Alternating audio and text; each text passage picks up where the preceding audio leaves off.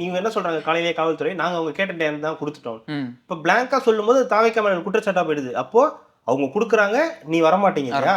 உன்னால வந்து பண்ண முடியலையா? அப்படின்னு எடுத்துட்டு வந்துருவாங்க. ஈட்டிலாம் எடுத்துட்டு வந்துருவாங்க குத்துறதுக்கு. எப்ப இருங்கடா அது என்ன பிரச்சனைனே தெரியலடான்னு அதுக்கப்புறம் இப்ப ஆதவர்ஜுன் வந்து சொல்றாரு. ஆமாங்க நாங்க கேட்டோம். நேத்து நைட் இப்போ என்ன சொல்லிடுறாங்க? அதான் வந்து குடுத்துட்டாங்களே, நீங்க செஞ்சுட்டு போ வேண்டியதுதானே. ஏற்கனவே வில்லிவாக்கத்துல இந்த மக்கள் வந்து இருந்து வெயிட் பண்ணி பார்க்க முடியலன்ற கடுப்புல இருக்காங்க. இப்ப திருப்பியும் நாளைக்கு வர வச்சு, நாளைக்கு மறுபடியும் அங்க மட்டும் தான் வருவாரு. அப்படியே முடிச்சுட்டு அப்படியே போயிடுவாரு அப்படின்னா, அது எதுக்கு அது? இன்னைக்கு டேவே வேஸ்ட் தானே. இன்னைக்கு இவங்க எப்படி பாக்குறாங்கன்னா, இதோ 1 மணி நேரம் அவர் அங்க வந்து பேசியிருக்கலாமே. 1 மணி நேரம் 2 மணி நேரம் டைம் கிடைச்சது. 11 to 1 கிடைச்சது. 2 ஹவர்ஸ் கிடைச்சதுன்னா 2 ஹவர்ஸ் கிடைச்சதுங்க. அதுக்கப்புறம் அவர் வீட்டுக்கு போயிடணுமா?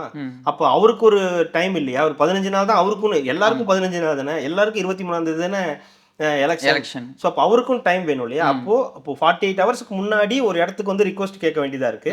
ஸோ 48 ஹவர்ஸ்க்கு முன்னாடியே நீங்க அப்ரூவல் கொடுக்க வேண்டியதா இருக்கு. அப்போ இவ்வளவு பிரச்சனை இருக்கும்போது அவர் ஒவ்வொரு இடத்துல மட்டும் இதே மாதிரி பண்ணா அதை ஒரு கேட்கறது கரெக்ட் தானே. நீங்க நான் இன்னைக்கு தான் அக்செப்ட் பண்ணிக்கிட்டேன்னா நாளைக்கு இதே மாதிரி மத்த ஊர்லயும் ஏன் நீங்க இப்படி பண்ணிக்கங்களேன், ஏன் நீங்க அங்க பண்ணிக்கிட்டீங்களே அதே மாதிரி இங்க பண்ணிக்கங்களேன்னு வருவாங்க.